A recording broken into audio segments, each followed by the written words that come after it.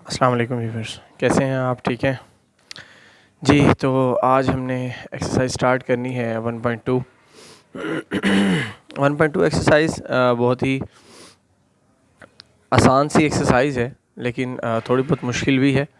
इसमें शुरू के क्वेश्चन जो हैं वो रैशनलाइजेशन से स्टार्ट होते हैं और फिर आगे मूव करते जाते हैं। तो हम स्टार्ट करते हैं क्वेश्चन नंबर 1 से। जी, क्वेश्चन नंबर 1 की स्टेटमेंट है rationalise the denominator of the following. तो हमारे पास ये स्टार्ट होगा। मैं इसको शुरू करता हूँ without wasting our precious time. 1.2 exercise, इसका क्वेश्चन नंबर सबसे पहले आप देखें फर्स्ट पार्ट में। अच्छा, रैशनलाइज हम इसको कर क्यों रहे हैं? हमारी तो पहली बात तो ये है ना, रैशनलाइज इसको करने का मकसद ये है, सबसे मेन जो पर्पज़ है वो ये है कि इसके डिनोमिनेटर में स्क्वायर रूट वाली टर्म ख़त्म हो जाए। हमने डिनोमिनेटर में स्क्वायर रूट वाली टर्म ख़त्म करनी है, इसका नाम रैशनलाइजेशन है।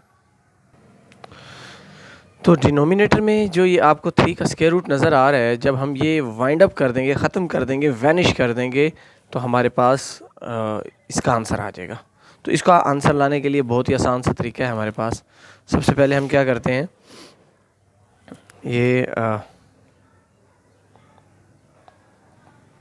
13/4 + 3 स्क्वायर रूट मल्टीप्लाई करेंगे इसको 4 - 3 square root over 4 - 3 square root. तो ये इसका मेथड है कि मतलब यहाँ प्लस होगा तो यहाँ मैं माइनस से मल्टीप्लाई डिवाइड करूँगा, अगर यहाँ माइनस होगा तो यहाँ मैं प्लस से मल्टीप्लाई डिवाइड करूँगा। तो यहाँ पर हमारे पास ये आंसर आ जाएगा 13 × 4 - 3 square root over 4 + 3 square root and 4 - 3 square root. अब 4 + 3 स्क्वायर रूट है और 4 - 3 स्क्वायर रूट है। तो आपको यहाँ पर एक जो फार्मूला आज से कोई 1000 साल पहले ये फार्मूले की ईजाद हुई थी, 1000 साल पहले तो नहीं, मतलब शायद 1000 साल हो भी सकते हैं, क्योंकि अलजबरा को इंट्रोड्यूस करवाने वाले हमारे मुस्लिम साइंटिस्ट थे, तो हो सकता है 1000 साल भी हो गए हों इसको। ठीक है, तो ये है आपके पास formula a - b a + b किसके इक्वल है? a का स्क्वायर माइनस b का स्क्वायर। तो सेम इज़ द केस यहाँ पर 4 + 3 का स्क्वायर रूट एंड 4 - 3 का स्क्वायर रूट। तो मैं क्या कर दूंगा इसको, 13 × 4 - 3 स्क्वायर रूट, 4 का स्क्वायर माइनस 3 स्क्वायर रूट का स्क्वायर, 13 × 4 - 3 स्क्वायर रूट ओवर 4 का स्क्वायर क्या होता है जी? 16 माइनस 3 के स्क्वायर रूट का स्क्वायर क्या होता है? 3। 13 × 4 - 3 स्क्वायर रूट ओवर ये हो जाएगा 13। तो 13 से 13 क्या हो जाएगा? कैंसिल। 4 - 3 का square root, required answer. Point clear हो गया? तो हमारे पास इसको सॉल्व करने का और इससे बेस्ट मेथड नहीं है। तो यहाँ पर ये क्वेश्चन एंड हो गया। अब इसका हम स्टार्ट करते हैं जी नेक्स्ट क्वेश्चन। नेक्स्ट क्वेश्चन जो है जी, उसके अंदर स्क्वायर रूट नीचे सिर्फ एक ही वैल्यू है, 2 का square root -1 over 5 square root. अच्छा, बाज़ स्टूडेंट जो है वो अंडर रूट लफ्ज़ बोलते हैं। अंडर रूट कोई वर्ड नहीं है मैथमेटिक्स में, स्क्वायर रूट लफ्ज़ होता है। ठीक है, क्यूब रूट, फोर्थ रूट ये होते हैं, स्क्वायर रूट ये होता है, अंडर रूट कोई वर्ड नहीं है। ठीक है, तो ये मैथमेटिक्स की थोड़ी सी बोलने की थोड़ी सी तमीज़ है मैथमेटिक्स में, तो ये हमें ख्याल करना चाहिए।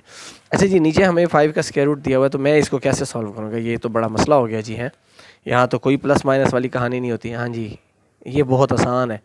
5 स्क्वायर रूट मल्टीप्लाई भी किससे कर दो? 5 स्क्वायर रूट। डिवाइड भी किससे कर दो? 5 स्क्वायर रूट से। तो ये क्या हो जाएगा? 5 square root into 2 square root -1 over 5 square root dot 5 square root. 5 square root into 2 square root -1 over 5 square root का square, 5 into 2 square root -1 over 5। This is your required answer. Question ख़त्म। ठीक है, इसके बाद हम चलते हैं क्वेश्चन नंबर, ये था हमारे पास 1 का पार्ट था, फर्स्ट पार्ट था, और 1 का ये है जी आपके पास थर्ड पार्ट। ठीक है, जी तो यहाँ पर क्वेश्चन नंबर फर्स्ट के जो फोर्थ फिफ्थ और सिक्स पार्ट है, इन तीनों में से मैं एक करवा देता हूँ। फिफ्थ देख लें या फोर्थ देख लें, ये अप्रॉक्सीमेटली सेम है। तो फोर्थ स्टार्ट करते हैं जी। तो ये फोर्थ पार्ट है जी। फोर्थ पार्ट इसमें भी काम वही है जी। हमने इसको क्या करना है जी, rationalise 6 minus 4 into two square root over 6 plus 4 into two square root multiply 6 minus 4 into two square root over 6 minus 4 into two square root. अब अगर आप गौर करें तो नीचे यहाँ प्लस था डिनोमिनेटर में, तो मैंने क्या किया, माइनस से मल्टीप्लाई और डिवाइड कर दिया। तो ये हमारी रैशनलाइजेशन यहाँ से स्टार्ट होगी। तो यहाँ पर जी आपके पास गौर करें तो ऊपर वैल्यू बिल्कुल सेम है। 6 minus 4 into two square root 6 minus 4 into two square root, same value as it is, किसी चीज़ की चेंजिंग नहीं है। आपने क्या करना है, 6 minus 4 into two square root का होल स्क्वायर बन रहा है। जैसे हम पढ़ते हैं एक्स डॉट एक्स हो तो एक्स का क्या बन जाता है, स्क्वायर, क्योंकि सेम है, सेम होने की वजह से क्या बन जाएगा, इसका स्क्वायर बन जाएगा। तो यहाँ पर भी आपके पास क्या है जी, ये वैल्यू सेम होने की वजह से इसका क्या हो गया, स्क्वायर हो गया। तो नीचे अगर आप गौर करें तो नीचे आपके पास वैल्यू है जी 6 plus 4 into two square root A plus B and 6 minus 4 into two square root A minus B. ठीक है, तो यहाँ पर दो फार्मूलाज यूज़ होंगे, एक ऊपर है होल स्क्वायर वाला फार्मूला और नीचे है आपके पास ए प्लस बी और ए माइनस बी वाला फार्मूला। तो ये जो ऊपर आपके पास फार्मूला यूज़ होता है वो मैं आपको बताता हूँ जी। आपके पास होता है जी ए की, यहाँ मैं लिख देता हूँ, ए माइनस बी का होल स्क्वायर किसके इक्वल है जी, A square minus 2ab plus B का स्क्वायर, ये फार्मूला होता है। और ये मैं आपको पीछे बता चुका हूँ। तो हम क्या करेंगे जी, इसको 6 माइनस 6 का स्क्वायर माइनस 2a क्या है जी 6, b क्या है 4 into two square root, right. उसके बाद क्या है जी प्लस b का square 4 into two square root का square divided by a plus B A minus B, 6 का square minus 4 into two square root का स्क्वायर। तो ये क्या हो जाएगा, 6 6 36 minus 12 48 into two square root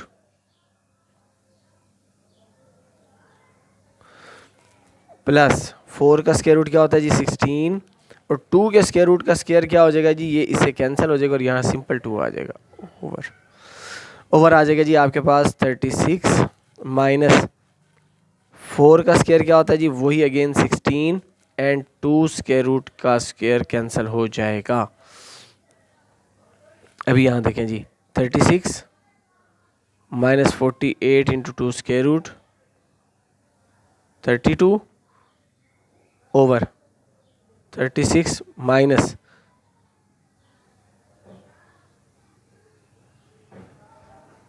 36 में से 32 गया, ओ 36 प्लस 32 जी। तो 36 plus 32 68 minus 48 into two square root over 36 minus 32 क्या बचा 4, यस। क्वेश्चन एंड होने लगा है जी।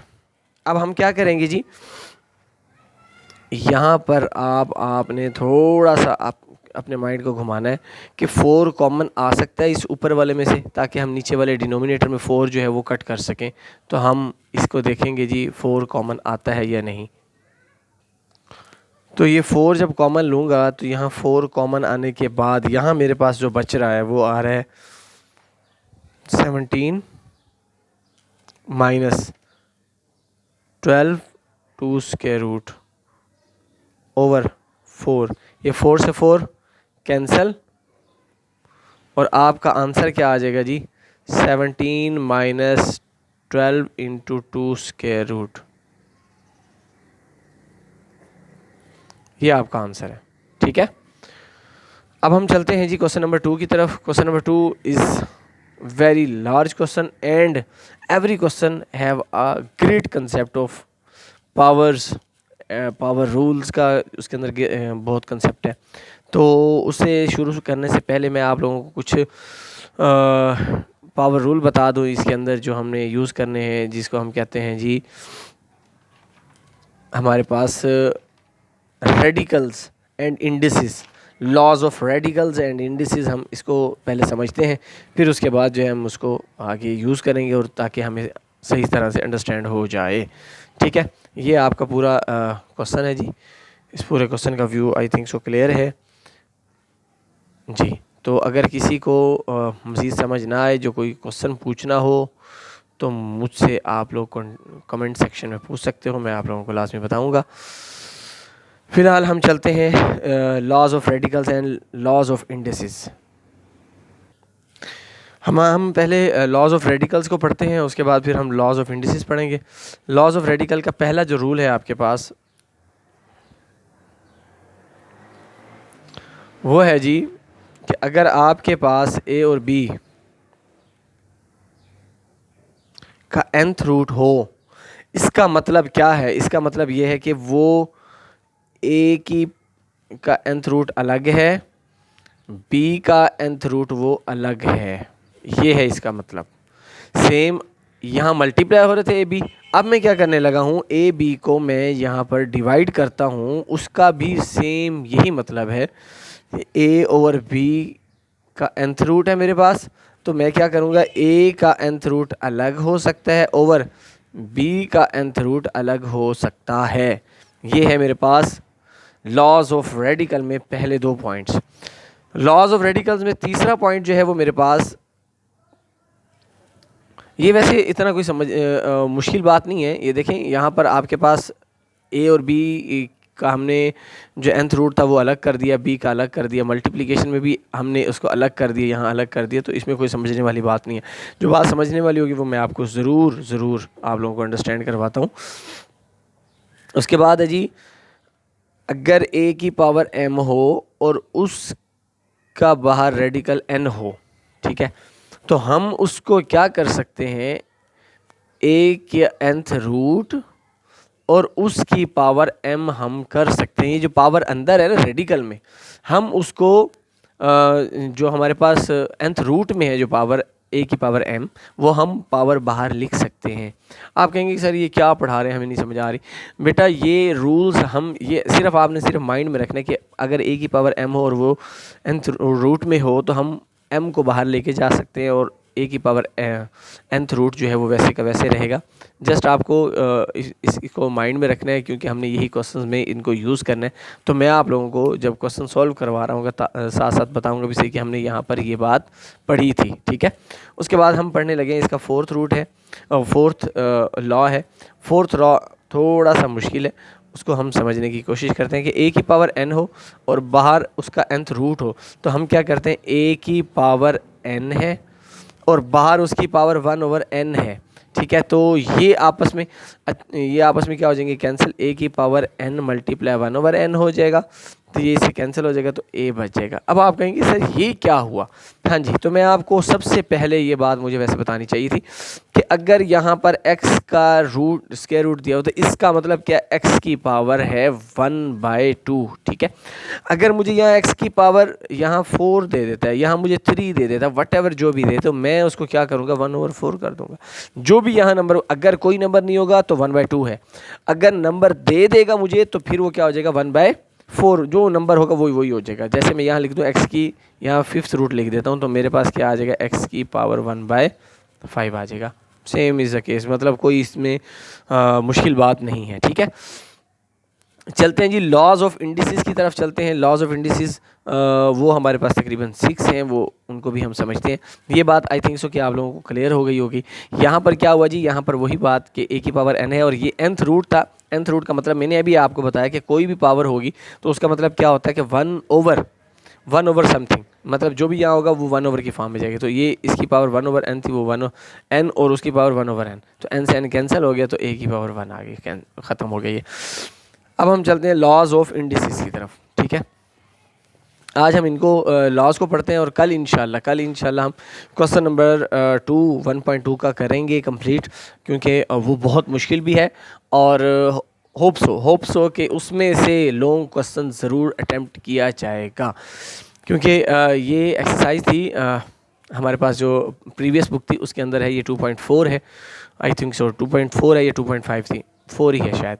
2.4 का ये क्वेश्चन थे और उसके अंदर से जो उसके लास्ट पार्ट थे ना, क्वेश्चन नंबर मेरे ख्याल से वो 3 था, 3 का फर्स्ट और सेकंड पार्ट इस तरह के थे, वो बहुत मशहूर थे। मतलब क्वेश्चन में वो पार्ट आना ही आना है।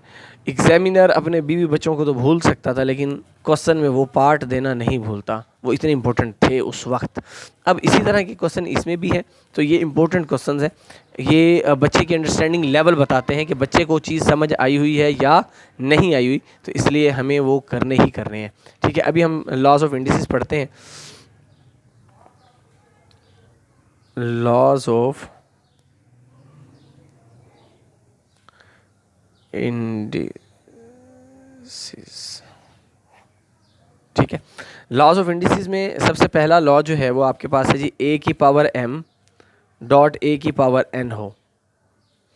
ठीक है, तो इसको हम क्या करेंगे, ये बच्चों को हम बता के थक जाते हैं, बच्चे भूल जाते हैं कि ए की पावर m है और ए की पावर n है, तो इनकी पावर्स बेसिस सेम हो तो पावर्स हमेशा ऐड होती हैं। ये बात आप अपने माइंड में कैप्चर कर लें, इसको बिठा लें, इसको निकलने नहीं देना माइंड से, क्योंकि ये बात बहुत जगह यूज़ होती है कि ए की पावर m है और ए की पावर n है, तो हम क्या करते हैं, ए की पावर m प्लस n। और हाँ, जो दूसरी बात, इसका उलट भी आपने सोचना है, इसका रेसिप्रोकल भी सोचना है कि अगर ए की पावर m प्लस n है तो मैं उसको लिख सकता हूँ ए की पावर m डॉट ए की पावर n। ये दोनों बातें आप लोगों ने माइंड में रखनी है, क्योंकि इनके अलावा आपके क्वेश्चन आगे सॉल्व नहीं होने वाले।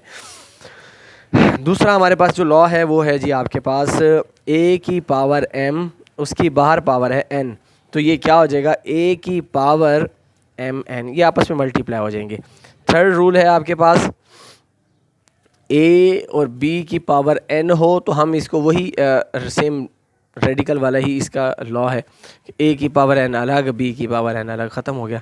उसके बाद है जी फोर्थ पार्ट है, वो ये मल्टीप्लिकेशन में है, वो डिवीजन में है, a b की पावर n है तो वो क्या हो जाएगा, a की पावर n ओवर b की पावर n, ये अलग अलग हो जाएगा।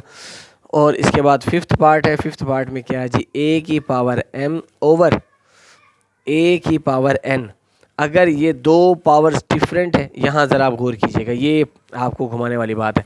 जब मल्टीप्लाई हो रहे थे तो पावर्स क्या हो रही थी, ऐड।